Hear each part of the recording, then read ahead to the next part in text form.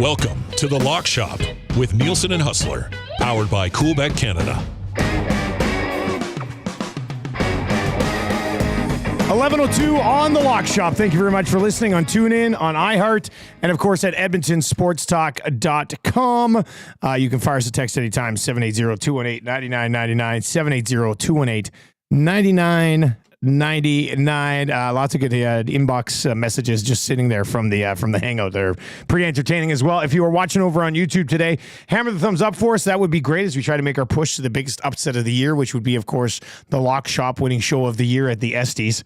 But 780-218-9999. Hammer the thumbs up for us over on YouTube. And if maybe you're a WSTer that slides in for the Lock Shop because Hus, the local legend, is on, give us a sub as well at Edmonton Sports Talk as well. Big Uke says he got absolutely smoked last night.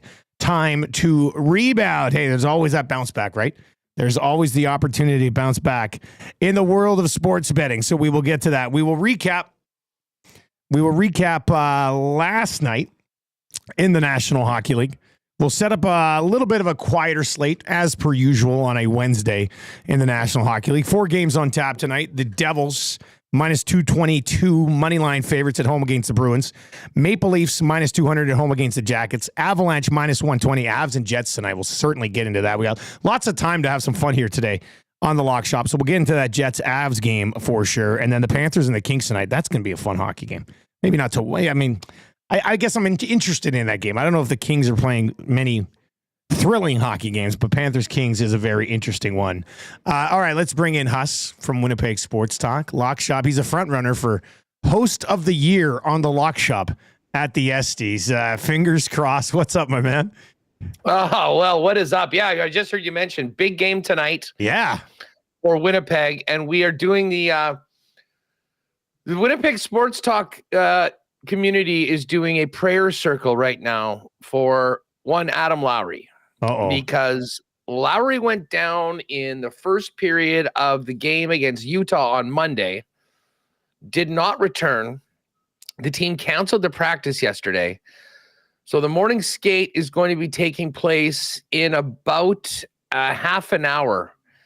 Now, Kevin Shoveldayoff did speak with the media yesterday, kind of in his mid-season sit-down or whatever, and he didn't say anything, but they said that they were concerned. So this guy, he is so important to the Jets. It is hard to, I mean, obviously you got Scheifele as your number one center.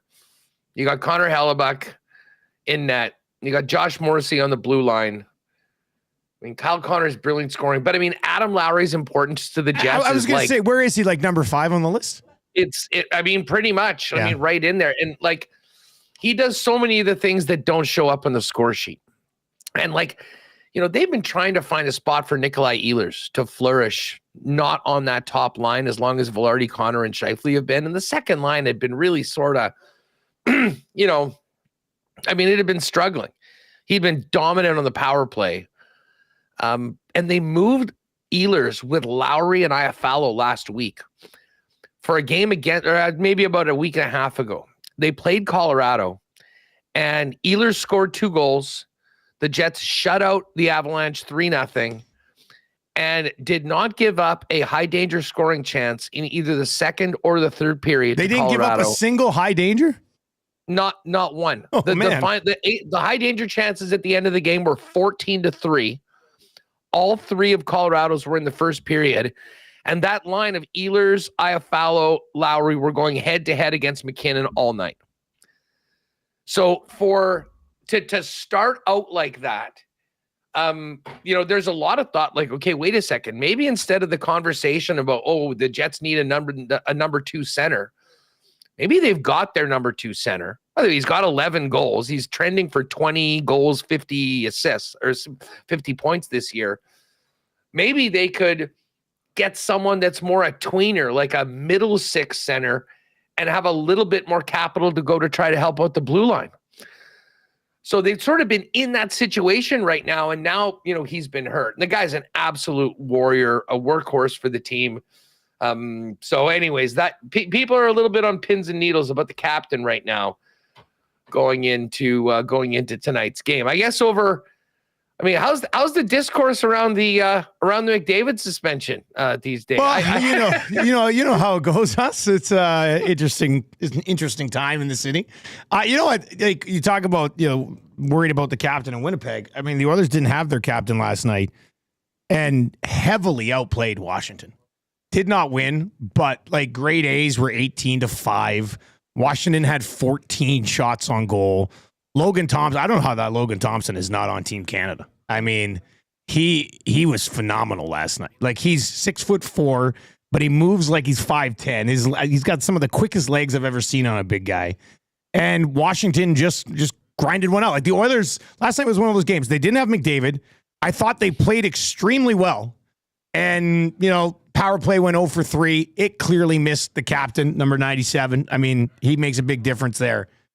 But Washington found a way again, and I think Washington's done that like a lot this year. You know what I mean? Like, may not have been the best team on the ice, but still find a way to win. And Thompson, Wyshynski brought it up this morning, and I think there'll have to be some more games played here, but he said Thompson might be the one guy that pushes Hellebuck here for a Vezina. Like, listen, it's going to be 22, 2-3 or something like that. I think he's going to have to play a few more games to bump that up, but a ridiculous record and was outstanding last night. Should have been, they gave first star to Draisaitl, and I think Draisaitl was great.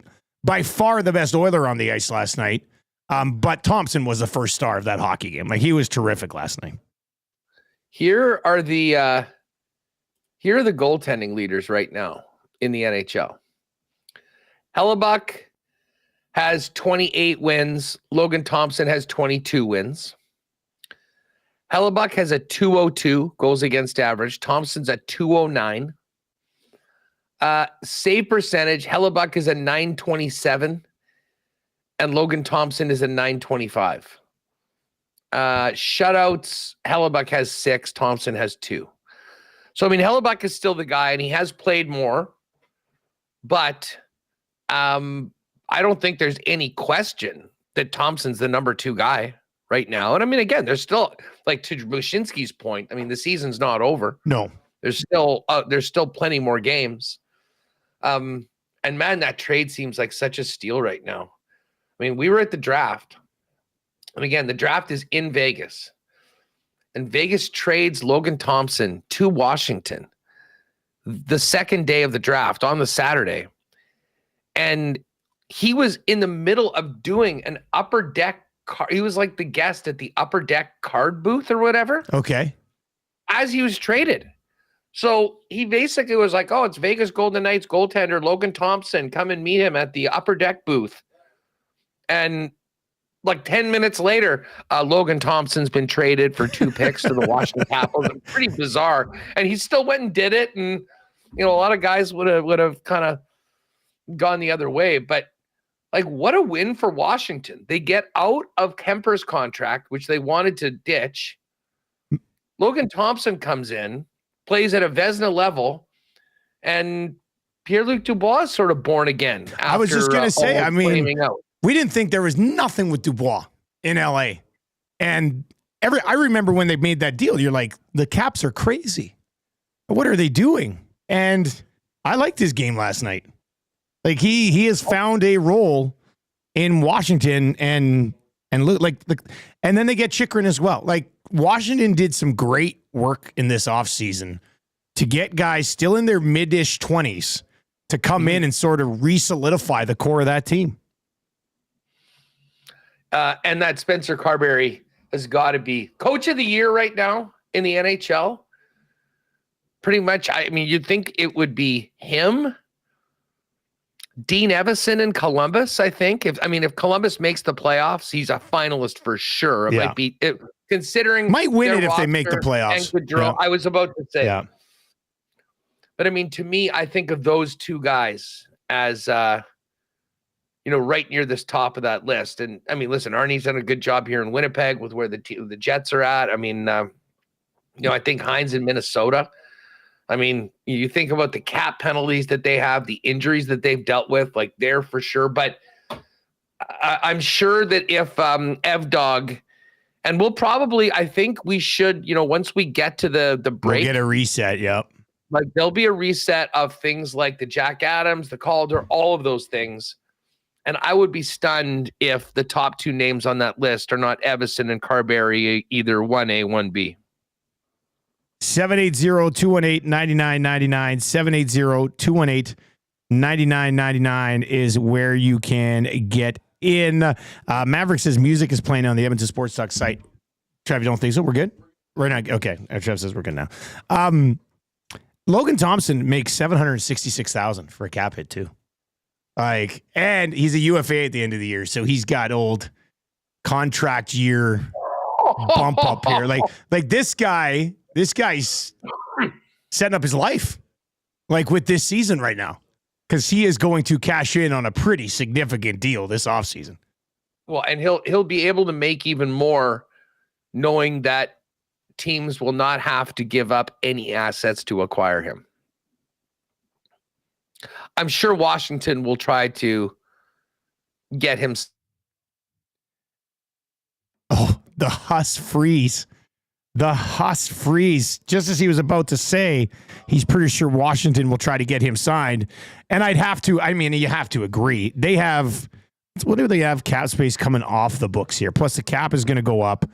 Mangiapane coming off. He's a UFA. That'll go a long way. Chikrin, they're going to have to sign too because he's a UFA. That's going to be a bump. They have over $3 million in cap space right now anyway. But I think you got to keep Logan Thompson around. He's 27 years old. You're going to get the best 4 or 5 years of his career here.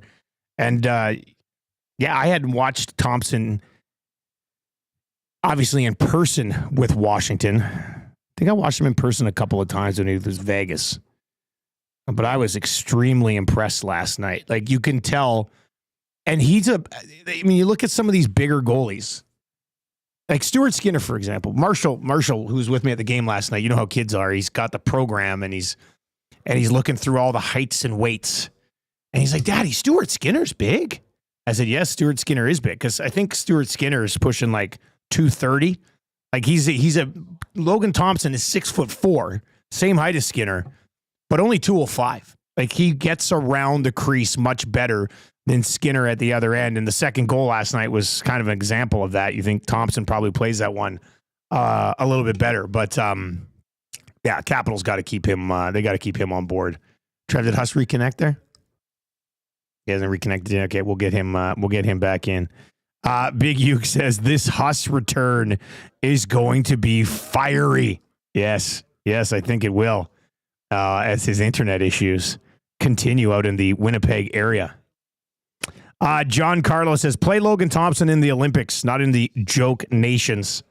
The Four Nations is interesting. I feel, I know it's taken some bad heat lately. We'll get to that with Hus. Hus, Big Uke is waiting your return and the fiery internet response here. Hey, Bell, let's talk about your shitty service over and over again. If you really want to laugh, we should have a special camera up here for what happens when this is going to happen. You're right. The behind the scenes. I should have this going on. I mean, and just for folks that may have missed this, we have had 4 years of never had anything happen. Never had an issue with you. Last Thursday, this has been popping in and out, and it'll happen. Well, yesterday it happened twice during the lock shop. Before it had happened once on WST. It did? And then happened once on WST. And now, and of course, try and talk to someone. Don't even get me going. If we're trying to help mental health, the service that I am getting from our former employer is driving me absolutely insane. So I gotta have that behind the scenes cam, man. Like, yeah, it's probably not fit. It's probably not fit. You know what you need? You gotta, like, for us, because we had some internet issues last week. One of our listeners actually works for Rogers/Shaw, and I can text him and be like, "Hey, can you check our modem to see if there's any issues there?" And he can pop in and check it. And then last week he updated the firmware and it kind of got back on track. So you got to find that guy. Like, there's got to be that guy. I mean, you're Mr. Winnipeg. There has to be a guy at Bell somehow that you can talk to. Well, there will be the of all the days today. Well, Trev can speak to our internet issues, because last week when ours went out, I almost kicked my foot through the door of the studio here. Like, I was full blown. Internet rage meltdowns should be like a trend on TikTok or something, or Instagram, or wherever they do that. You know what? It's true. And here's the thing, like, this sort of service is not like, oh, it's no big deal. I mean, for us, obviously, broadcasting every day, it is a huge part of our freaking making a living. And then, I think about, like, what if this happens in the middle of the Lock Shop Poker Open? What if this happens? You're right. What if this happens when you're, streaming? I mean, there's a lot of things. There's a lot of money tied up in having your internet connection stay connected. It's the only thing you need to do. That's what I say all the time. I walk over to the thing. I say, your only job, like, the reason we pay you is for this thing to not drop. And then it drops, and it drives me absolutely insane. Drives me insane. Oh my God. Well, you know what? Maybe I shouldn't feel so bad. I immediately texted a buddy of mine that works there. Okay. That has worked there. And I'm like, I'm losing my mind. There's a lot of all caps and squares. And then he's like, call tech support. He was, by the way, I've had no power since 6:30. Won't be up until 4:30 estimated time. I'm sitting in my fishing tent with propane heat. Cell is at 6%. Using solar panel to charge. Very slow. Buddy, that might be the last time you ever hear from that guy. Lucky. God, where does he live? In the middle of nowhere? Like, what's going on here? Buddy. That is funny. Well, my goodness. Thank God it's only about minus 17 today, because it was like minus 28 the last couple days. And there's no amount of solar power that's charging your cell phone. And that I've had our furnace kick out in like minus 30. And all I think, that was a couple years ago, but all I think of is, oh my God, my family is going to freeze to death and it's my fault. It's just, I'm just like, oh my God, like, this is it. We're done. We're done. Call my parents. Like, hey, it's been a great run. Tell our story. Like, it's tough. It's tough. Did you, okay, go ahead. So because I made a point of not making a big deal and spending a lot of time on the McDavid suspension. Yeah. The one, I will admit, I was a little surprised that the Oilers put out like an organizational statement on that. A very generic one too, right? Like, I don't know what they were like. Why do you think they did that? Well, I don't know. Maybe it's for the agent. I mean, knowing that, they got to get some business done with Connor. I mean, but his former agent runs the organization. Like, he's not. That was the thing. That's what we asked. We asked this morning. That's what we said. We're like, what is the main motivation out of the very generic, we're disappointed like our fans, we support him through this process, and we are excited to see him back like our fans? Like, I don't know why. I'm trying to figure out what the main driver was behind it, because you don't see other teams do it. And we know they support Connor McDavid. We know they would be disappointed. So, like, there was no new news in there. I don't know. Like, nobody was asking for it. If it didn't come out, nobody would have been like, why haven't they done that? So I still don't know why that happened. And it's a weird thing to me. I think you'd be hard pressed to find a team in any similar situation that isn't somewhat disappointed with a suspension on it. Like I will admit, I was surprised he got 3 games. Like I thought, okay, he's getting 2 games. Yeah. I would have bet a lot of money that he was getting 2 games. That's exactly what Austin Matthews got for the cross-check on Dahlin. It's not like they're in the business of wanting Connor McDavid to sit out more. I mean, if anything, that's the one guy in the league that's going to get a more favorable call just because of who he is and how important he is to the game and how he sells tickets and all that. So the whole thing was really sort of puzzling. I mean, listen, if I'm an Oilers fan, I get it. I'm bent about it. I mean, it was a circus, and I thought you nailed it. This isn't about protecting stars or the sort of thing. It's about calling obvious ridiculous penalties. Now, fill me in. This was the final minute of the game. There was 20. I'll bring you up to speed on the scenario here. There was about 20 seconds left in the game. Okay. And it was McDavid had kind of stumbled into Garland, and then Garland was just like, I'm going to hang on to this guy. So he had him. He kind of had his legs wrapped around him. Then they flipped him. McDavid was on top, and McDavid gave him a pop with the right arm. And then Garland kind of held him down from getting back up. The Oilers had the puck at the time. No arm ever went up. And McDavid, with 12 seconds left in the game, cross-checked him. And to me, the whole point is if that play happened 10 minutes into the first period, the whistle goes and it's a penalty. Mm-hmm. But because of the theory of the whistles go away late, the refs were like, there's no way they couldn't have seen it. They had to have seen it. It was smack dab in the middle of the play, and it was number 97. Like, they had to have seen it, but they just decided that they're not going to call it. And we know why they decided they're not going to call it, because it's the final moments of a hockey game, and you can usually get away with bloody murder. And I said, call the game in the final minute the same way you would call it in the 4th minute. Like, just call penalties. And okay, so with it being that late, like, I didn't realize it was 20 seconds, but to be honest, it kind of makes more sense right now from Garland's perspective. Yeah, 100%. Like, they're sitting there. Okay, so if Edmonton has the puck, and I'm just sitting here taking care of Connor, so he can't do anything, and they give me a penalty, first of all, we've got to touch the puck for it to be called. How long is that going to take? Like, there is an element of risk reward to it. Their reward is having 97 not burn them for the tying goal.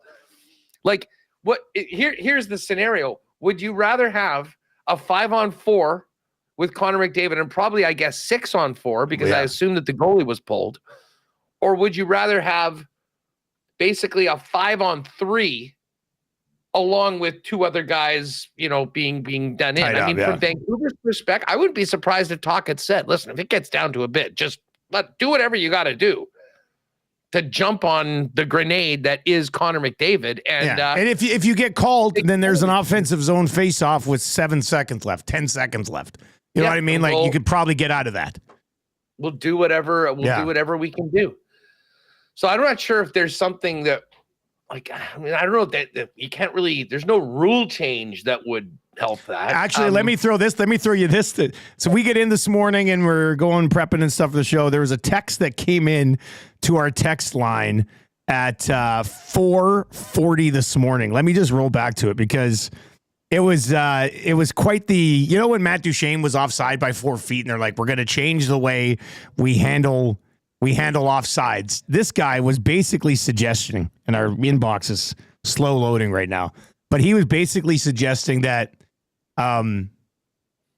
no matter what, if the other team touches the puck or not, you just blow it down. You just blow it down right there. And I'm like, yeah, but then what if they're in a good spot? Like, how can you change the rule? If McDavid's on a breakaway and you see it, somebody else is going to two-hand somebody way back of the play to get a whistle. Like, the reaction on the adjustments that you need. The rules are in place. Just call them. Just call them. Right? It's just drives me nuts every year. It's just one of those weird situations where I think the Canucks were sort of taking advantage of the the rules basically of how penalties are called, when they are called, the time. Like, that's not an issue at any other time of the game other than the last minute, and particularly the last kind of 30, or in this case, 20 seconds. So, and listen, from McDavid's standpoint, I don't blame him for doing that. Now, you'd like to maybe not give a straight up cross check to the face. Maybe there's something that you could do that would not get you suspended for that time. But like, big picture, I think it's good that Connor McDavid did that, much like Matthews beforehand. Like, sometimes these guys got to get a little nasty. And with the Four Nations coming up and where the Oilers are in the standings, as much as it sucks for fans that are going to be going to games for the next 3 times that aren't going to see them, like, do we not think that a week off for a guy that plays as much as not the end of the world, might not be a good thing? Yeah. Like, it's not. And how about this? Oilers Canucks tomorrow night here in Edmonton. So, okay, yeah. That is a little. Yeah. Well, the Oilers will be ready to go for that game. They should be. You would think they will be. And then the Myers on Bouchard, was essentially like right around that same time. Oh, it was as the other scrum. So McDavid cross-checked Garland. Scrum came together, and then off in the corner away from the scrum, Myers cross-checked Bouchard right in the head. Like, they happened almost simultaneously. Same play. So Myers got the 3 games as well. And his was not as much in the heat of the moment. That's why some people in town, and I thought McDavid should have got 2. And if Myers and Bouchard were off on their own, and Myers just looked at him and just cross-checked him right in the head. Like, it wasn't. Yeah. And I thought there should have been. It would have, if Myers was going to get 3, I would have thought McDavid got 2. If Myers got 2, I thought McDavid would have got 1. But I think the NHL was just like, cross-checks to the head, both of them get 3. So that's lazy. I think McDavid should have gotten 2, and under that same, maybe you give, like, I would say Myers 3 for sure, potentially 4. Like, you have to understand what had happened beforehand. So listen, I totally get why Oilers fans are a little bent that those penalties were the same. But as I say, big picture, if some guys, maybe don't go as hard on Connor thinking that they might get it in the jibs, that's not such a bad thing. Although I'm not sure that really will be the case. But you know what? Giving Connor McDavid a week off in the middle of the season, considering how much he's going to play, how big a role he's going to be in the Four Nations Cup, might be a little bit of a silver lining, as angry as everybody has. Hey, how about this? Joe Mixon tweeting out half an hour ago, "I'm getting fined by the NFL for what someone else said. What's next? I get fined by them for Connor McDavid cross-checking an opponent in an NHL game?" Seriously? Yeah. Joe Mixon just tweeted this out. Like, not just some, like the actual Joe Mixon from the Texans. Joe Mixon from the Texans. It's actually pretty cool that he's Here's what you'll love this. The league has fined Texas running back Joe Mixon for saying this after the Kansas City win. "Why play the game if every 50-50 call goes with the Chiefs? These officials are trash and biased." Now, just to clarify, Mixon didn't say it. The quote is from a tweet included in an SI.com story regarding Mixon's actual comments from after the game. Said Mixon, "Everybody know how it's playing up here. You can never leave it in the ref's hands for the whole world to see." So apparently he didn't say what was quoted, and he's getting fined for the way it was written when it's not his actual words. And then he decides to drop in a Connor McDavid reference as well. That is at Joe_Main Mixon, who refers to himself as a prime time. That's one of the more bizarre tweets I think I've ever seen. Just the context. Coolbet would not have given us odds on that one, That would have been plus $1 million. Will Joe Mixon invoke Connor McDavid cross-checking an opponent in his plea to? But hey, I'm down. Joe Mixon, confirmed hockey guy. Yeah, paying attention. He What's knows happening here. He knows what's going on. So that's nice. Listen, and Joe needs to remember, you guys did not leave that in the hands of the referees. There was 8 sacks. Your special teams let you down. Yeah, look at your kicker. He had a great game, though. I kept on saying, I'm like, man, Joe Mixon I was so impressed with him in that game. Because, I mean, keep in mind, he was dealing with some stuff, and they weren't even sure that he was going to be good to go. And he looked great. But, hey, listen, it's playoff football, man. You know you're pissed off. They're pissed off about a couple calls earlier in the game. But focusing on that as opposed to what really happened in the game, I think, is a little short-sighted and probably not going to be what gets them over the top. Trust me, if those 2 calls aren't called, I don't think we're having a different conversation, and it's the Texans that are on their way to Buffalo on Sunday. Nielson and Hus with you here on the Lock Shop. If you've not yet signed up for an account at Coolbet, please do go to coolbet.com and use the code LOCKSHOP when you sign up. 100% deposit bonus on your initial deposit up to $200. And we are a week away from Lock Shop Poker Series event number 5, I believe, which I'm very excited for. I'll be streaming. I love these events, man. I wish we would have started doing these 4 years ago on the Lock Shop. You know, I think it would have been a lot of fun. I'm excited to get back in the saddle. I got to see what the connection or what the hookup is going to be like for next week. I would like to still be able to get in. I'm sure I'll be able to do it. Why wouldn't you be able to? What are you talking about? I'm in Costa Rica next week. I did not know this. Have we not talked about this? No, we haven't talked about this. No. Yeah, yes. Leaving Monday. Is this for the poker thing or is this for? Yes. Me and Paul Shag from Mayo Media Network are going to be down there doing, the tourney, a couple other things, some content stuff. And I did not know this. Talked about this. I had no idea. Yes. On the road, leaving Monday, which the only thing that's really unfortunate, well, it's actually 2 things. It'll be unfortunate I'll be in the air for Monday's show after the AFC Championship game. Not another Tuesday victory lap? Tuesday victory lap. Hey, that would be nice. But here's the hilarious thing, is that Paul, if you've ever, watched any of the Dogger Pass podcast, which, by the way, I should give a plug for it, for you UFC guys, Shag and Cody Saftik. This was something that got big because of just how sharp these guys are when it comes to picking winners in UFC. Done an unbelievable job. So they've been working with Coolbet for a little while. I think Pat. Yeah, I see some of their stuff. I was with those guys at the President's Cup. Because obviously Pat does tons of golf content and all that. But anyways, so Paul is coming. He is a Bills psycho fan. Oh, no. I am a Chiefs psycho fan. We will be meeting in Toronto around 10 a.m. on Monday morning and then flying together for the next 5 hours. Someone is going to, one of the 2 of us is going to be on cloud 9. The other one is going to be in FML mode, considering what happened. So there's some pretty juicy content opportunities for that as well. That will be good, buddy. Breaking news. But I would imagine that I'm sure the internet in Costa Rica is better than what I've got right now here in Winnipeg.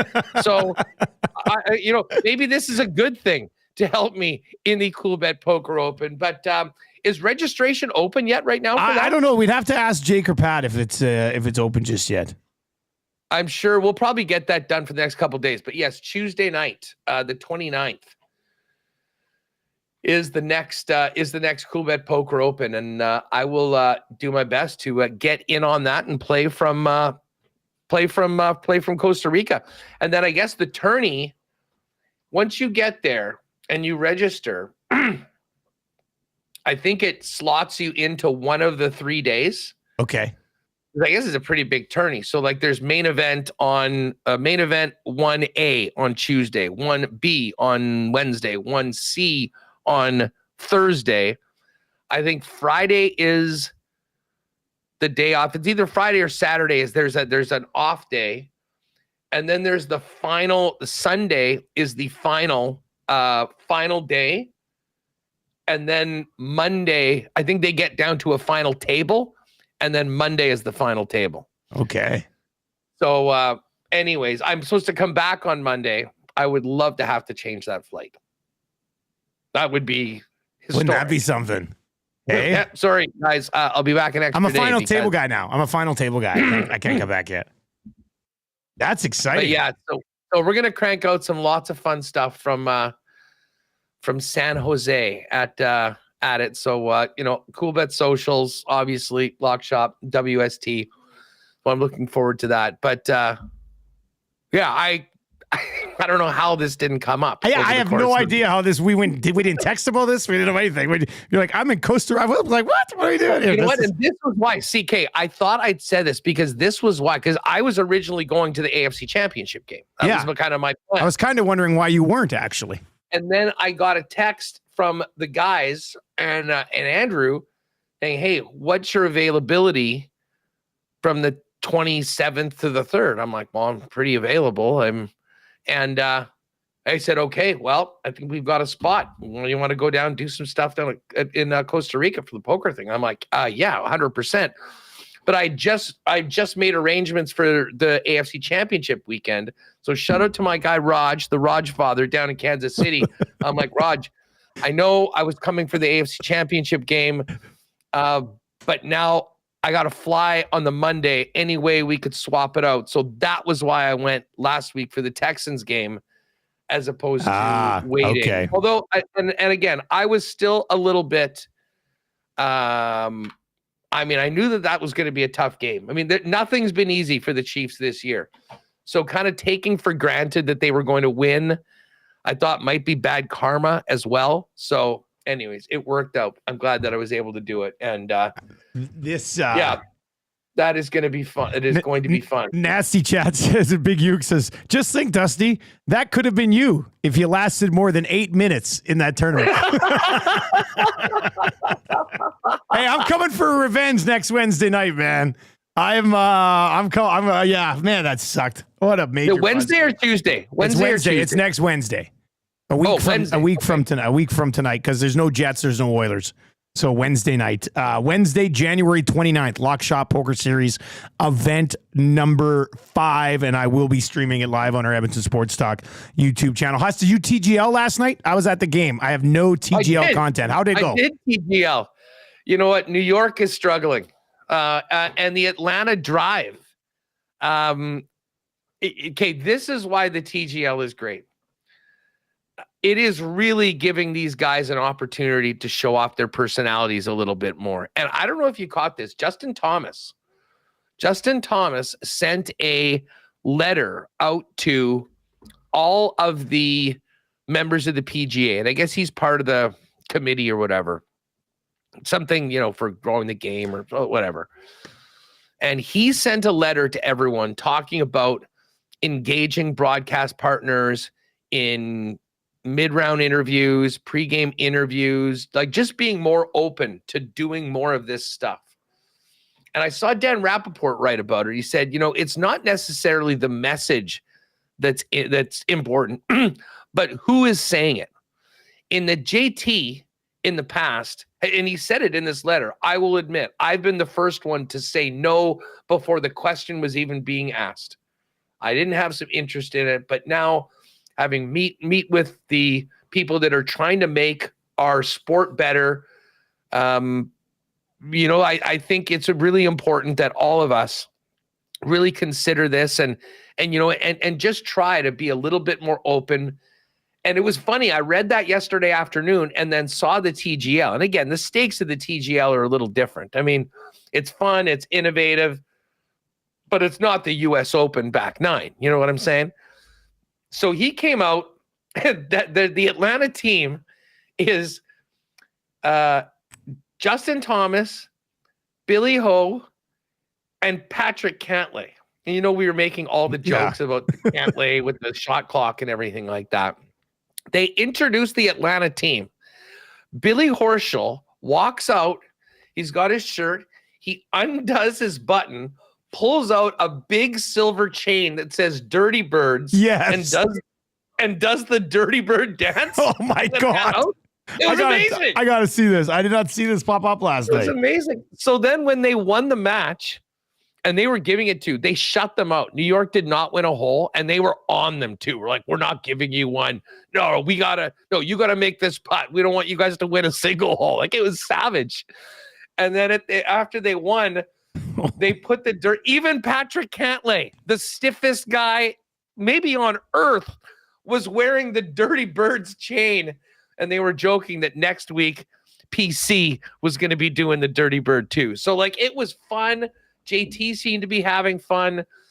I think that this is going to be a success if for no other reason, to be able to connect people with these players a lot more than they're able to do during regular PGA Tour events.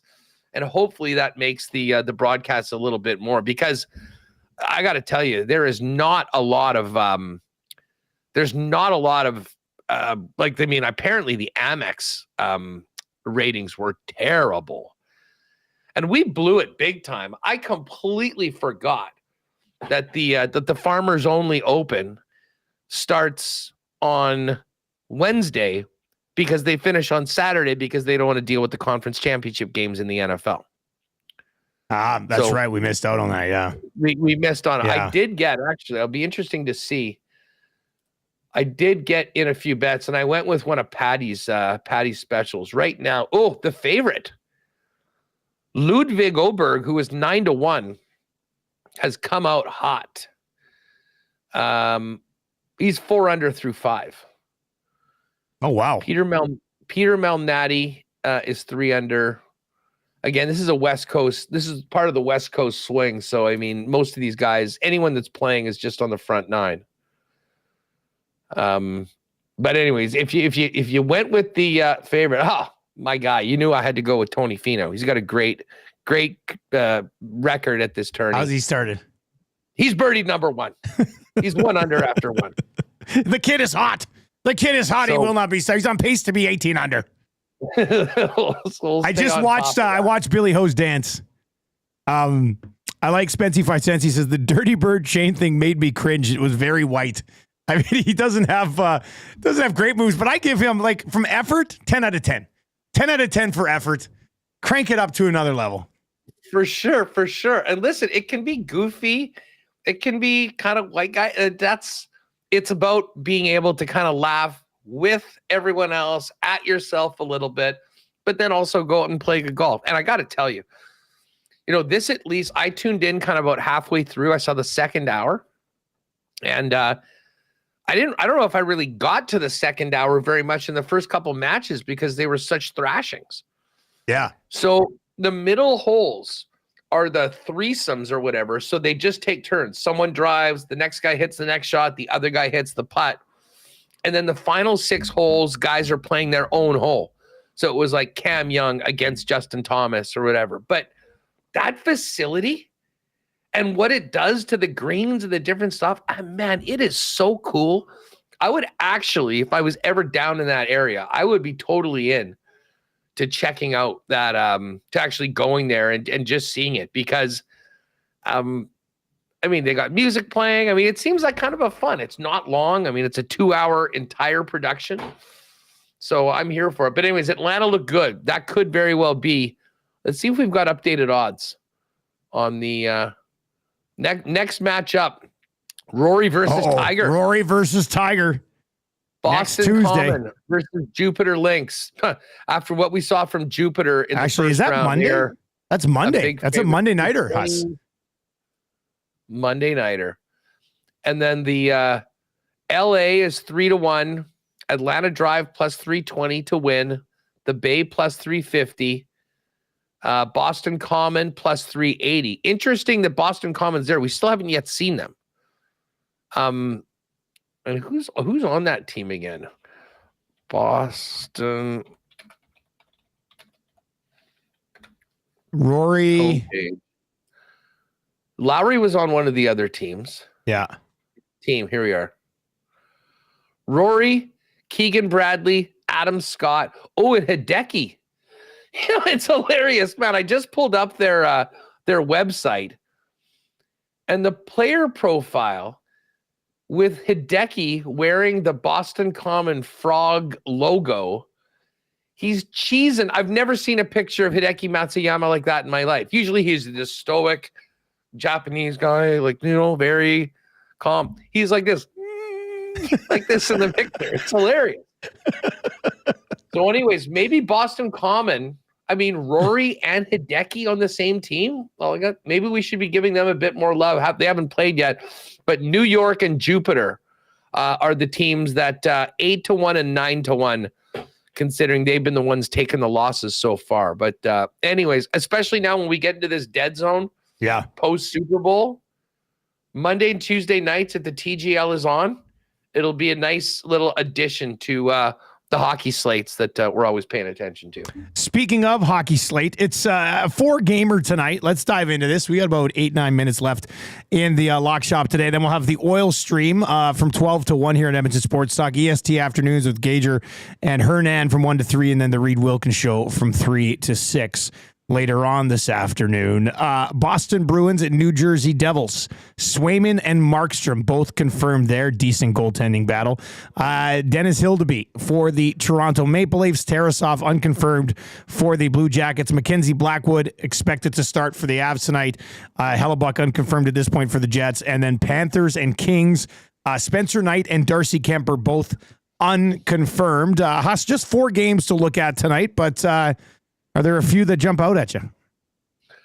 Well, obviously, for us here in the Peg, it's a big one tonight, and we're waiting to hear about what is going to be the story with Adam Lowry tonight. We'll get to that on Winnipeg Sports Talk. I do know that the first line is going to need to bounce back and have a better game than they had. I don't know if you heard Scott Arniel after the game against Utah on Monday, but he went bones. And this is the first time really all year we've heard this. He said he used the word embarrassing 2 or 3 times. He said their performance was horse shit. He was hot. So hopefully that gets him ready for a big one tonight. Jets are plus 103. Avs are minus 122.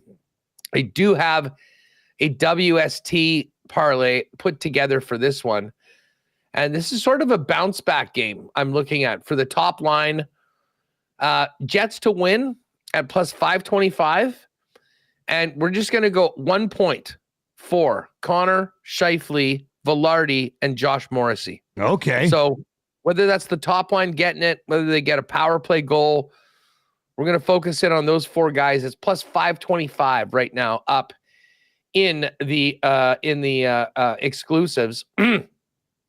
I will say this. If Adam Lowry is not able to play, this is going to be a tough spot for Winnipeg. Not that they're tired or anything like that. They didn't play very well. I think they'll be better tonight. But the Avalanche got so shut down by Winnipeg about 10 days ago in that game I was telling you about where they only had the 3 high danger chances in the first period. I expect a big push back from Colorado tonight.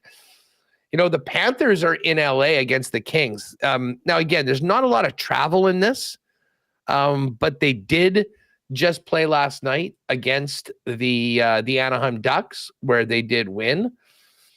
And the Kings, for their part, the Kings have been a weird team. Like, they're just playing these low games. But, man, they are coming off 2 ugly games. And I think the game against the Penguins, from our colleague and friend Dennis Bernstein, might have been their worst game of the season. They lost 5-1. On home ice. So do we think that the Kings bounce back? They had the extra day.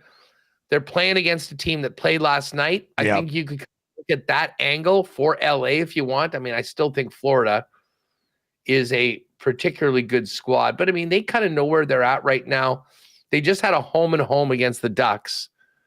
I guess they lost to the Wings at home 5-2. They beat the Devils before that. Like, they've just been sort of 500 really for the last 3 weeks or so. So I think I have enough confidence in the Kings with the way they played that they maybe are much better against Florida and take advantage of a team that's playing on the second end of back-to-backs. So I think I could be there for the Kings. Did you say it was Hildeby going for the Leafs? Yeah, I did. I was looking at this Leafs game right now. Columbus plus 170, what they're fighting for right now. But Columbus is awful on the road this year. Like, I was just looking at it. They've played 23 road games this year. They've only won 6 of them. They're 6. What's their home record? It's amazing. It is. I'll bring it up. I think that they have like 18 wins at home, but they're 6, 13, and 4 on the road. So if we wanted to do like a Blue Jackets play, I'm a little concerned about that. At home, they are 16, 5, and 3. But on the road, they're 6, 13, and 4. Like, they're not a good road team at all, which is why, even with how well they've been playing, and they've dropped their last 2, but they'd won like 6 or 7 in a row before that, which is why Toronto's still at minus 200 here, I think, just because the Blue Jackets appear to be a different team on the road than they do at home. You want to hear a funny little stat? The Jets' home record is 18, 5, and 3. I have had to miss, due to being out of town or whatever, 5 games this year. Oh, boy. My record is 18, 1, and 2. Come on. Hey, Hus, you're Logan Thompson. You're the Logan Thompson of the Winnipeg Jets. I have missed 5 games, 4 of the 5 regulation losses, and 1 in OT. That's nuts. You are a good luck charm. It doesn't surprise me. It doesn't. Mr. So Winnipeg far, should be Winnipeg's good luck charm. Well, Everybody's saying, go ahead. I was just saying, last year we had the WST package, and we started off 0-3, and we said, okay, the final game of our 4-game pack was against Calgary, and we said, hey, if the Jets do not win this game, we can't do it next year. We can't do it. We're jinxing. Yeah. And since that, we won that game. The pack is 4-0. And I just seem to go there and watch us win, which has been very. Hey, nice. everybody in the chat is calling for the over in the Jackets Leafs game. So if we go over in Toronto Columbus, take the Kings minus 115, that gets us to plus 258. Do you know the Devils have lost 8 of 10? They haven't been very good. Yeah, mind you, neither have the Bruins. Yeah, I don't necessarily like either of them. I was just a little surprised that the Devils have struggled that much lately. Although, the Bruins, they had the back-to-back wins against the Panthers and Lightning after that 6-game losing streak. They're winning against do we like it? Let's just see. The other thing I point out is the Bruins have owned the Devils. They've won 8 of the last 10 against New Jersey. But they haven't played yet this year. So I don't know how much you want to look into that. They've gone over the number in the last 4 games, like big scores. Yeah, but the Devils have been under the number in 9 of 10. Partly because they can't score. Yeah. Like, they've only scored 6 goals in their last 4 games. I mean, do we want to take a swing with Boston? I'm totally on board with swinging with the Bruins here. Plus 185. This is going to be like a 10-1 parlay. Plus 922, buddy. Yeah, we'll probably get it close to 10-1. We haven't had a 10-1 in a long time here. No, I love the over 6.5 from the Crew, and hey, let's try and take advantage of a team that's been struggling lately. All right, so, Winnipeg Sports Talk coming up. Obviously, lots for you to discuss with this huge game tonight against Colorado. What did you say? Prayer circle engaged. And the other thing is that we actually finally heard from Kevin Cheveldayoff, and Murat Atesh was there in Denver, and he will join us to really kind of dive into what we heard from Chevy on the upcoming trade deadline, Jonathan Taves' potential availability and Jets' interest in that. So a lot more, but that is all coming up. And again, check the combo cards in a little bit. Boston and LA money line, Leafs Jackets over 6.5. It's going to be a big one tonight, folks. So let's bang one out. We got a big oil stream coming up as well with myself and Tom Gazzola. Lots to discuss coming off the loss last night to the Washington Capitals. Oil stream presented to you by Boston Pizza from 12 until 1 right here on Edmonton Sports Talk, followed by EST Afternoons, followed by the Reed Wilkins Show as well. That's going to do it for the Lock Shop today. The boys will get that Parlay up Kings. Money line over 6.5, Columbus, Toronto, and the Boston Bruins is a plus 185 road dog in Jersey. Should be a really juicy number if you want to ride with us tonight. Thank you very much for joining us today. Best of luck tonight. We'll talk to you tomorrow on The Lock Shop.